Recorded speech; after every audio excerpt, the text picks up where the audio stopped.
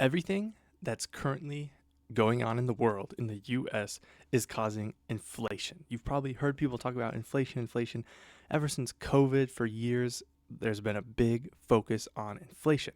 And now there's also an affordability, a cost of living crisis. And today's video, I want to talk about why inflation, the cost of living crisis, are pretty much intertwined and not the same thing, but very similar. And we're going to go over some practical ways that you can actually quote unquote beat inflation in 2026. So basically, inflation is an increase in the money supply and literally the supply of how many dollars are out there. You can think of it. So when there is inflation, there's more dollars out there, and because the supply goes up, demand goes down, so that each dollar you have is actually worth less. It's still a dollar, but basically the purchasing power or what you can buy with that dollar decreases. So if we're thinking about this in terms of cost of living, when there is inflation, you basically will end up needing more dollars, more income. Basically, if we're thinking about someone working for money, they need to work to get more money from their paycheck, from their work, so that they can afford just the same lifestyle when we have inflation. So if we actually make the same amount of money per year while there is positive inflation, we actually become poorer and we can afford less of a lifestyle than before. And another thing to think about is that when a lot of people talk about wages, they forget that wages are sticky. So that means you can't just rely on income alone. In a capitalist society in which we're living in, you need to put capital and assets to work if you want to beat inflation. Just to demonstrate, this is a cost CPI inflation calculator, and a CPI is usually a stand-in for inflation. It's just like a basket of goods that they use to kind of simulate inflation. Instead of comparing all the things that could be going up in prices, they focus on the core things that everyone buys. So just this small example from the start of 2020 to December 2025, the end of last year, $1,000 has now become inflated to have the same buying power as $1,256. So that's like 25% more, basically. Or as if you think of it, a dollar is worth 25% less. So if you were making the same amount of money from January 2020 to December 2025, you actually made, in real terms, inflation adjusted, 25% less money.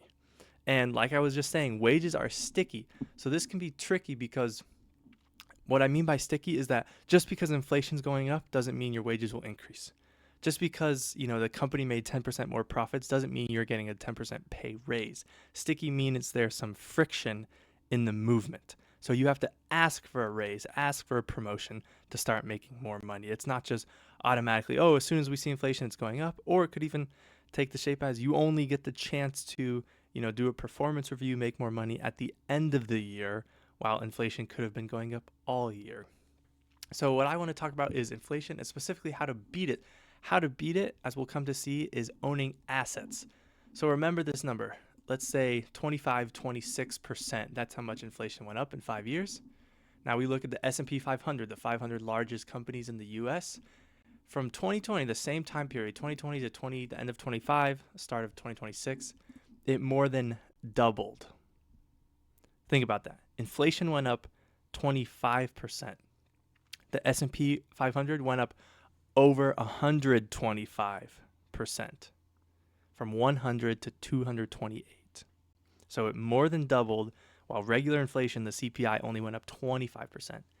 So now we start thinking about, well, how, if beat inflation, it seems like the S&P 500 beat inflation. And yeah, it did. The value of the S&P 500 beat inflation over those same 5 years. And we even look at this real growth rate, inflation adjusted, 82%.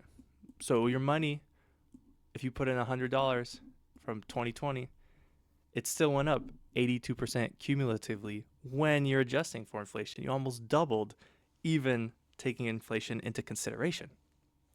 So when I realized this, I was like, So it seems like, inflation is constantly an issue.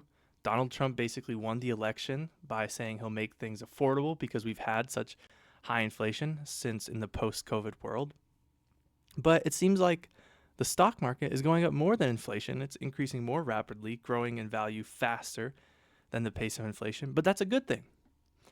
And if you think about it some more, you realize, well, who owns these assets? Why? Who cares that the S&P 500 is going up? And that is people who own the S&P, the owners who own the assets, they own the stocks. So rich people really don't care about inflation, because if you're rich, if you're wealthy, that doesn't mean you make $1 million a year off your labor. That means you own the things that are producing income. So as you can see here, like I was talking about, sticky wages, if and people have been getting pay increases, but that's actually not moving the needle. So this quick article is saying that actually the average median weekly earnings and the average hourly earnings has barely gone up. Total compensation, including benefits, has only gone up 1.25% since 2020. So the flat wages, when wages are not increasing, because even if wages are increasing by a little bit, inflation is increasing just enough so that those increases in your wages aren't actually moving the needle. They're not making a difference. So if you want to, move up the economic ladder, do better than your parents, or build wealth, you're not going to do it by just relying on wages alone. As we've seen, the wages are not going to get you anywhere. You need to put them to work and start making higher returns that are hedged against inflation by owning assets or equities. So now we can take a look at this investment calculator and basically go over why you need to be investing and owning assets to beat inflation. So if you start off in the first place and you just have wages, your $1,000 you get from working your job, you can't really, maybe you'll get raises, promotions here and there, but it's nothing crazy. But if you were to take those $1,000 from your job, it's not going to beat inflation. Sticky wages, it's hard to just increase your income, right? But if you were able to save some and you could just invest $1,000 every year, right? After 10 years, you'd have 13,000. So you see how your interest, the growth has grown 30% over 10 years. But let's try 20 years. See how much it increases. Now we're making almost more than half of our money. 16 out of 36,000, almost half, is just from the growth, not even from the money we put in. 30 years, even more. Now by the end of it, over half is just our growth contributions. And as I increase the scale, I want you to take a look at this graph, because you can see as it starts out, it's very slow, and then it starts increasing faster and faster and faster. This is exponential growth. Anytime you see the S&P and it's grown 10% per year, that is exponential growth, because it grows from 100 to 110, and then from 110 more 10% more on that, 121. So exponentially means it grows based off the most recent amount, which has also grown. So the growth grows on the growth, and it just exponentially increases. And that can be hard to understand. I think people are easier with linear. This blue line, these linear contributions, they just go up at the same rate. We're investing the same amount of money every year, but the growth is exponential. So the most important thing to beating the sticky wages that don't increase is investing it and getting that exponential growth. And that is how you protect yourself against inflation. And all the wealthiest people that run the world, the richest people, they might make a lot of money, or they're high income earners, but really to have true wealth is to own it, because that is how your money, and you'll stay wealthy because your money will grow and outpace inflation. You'll be owning things that are productive, contribute to the economy. Wealthy people do not work for their income, they own their income.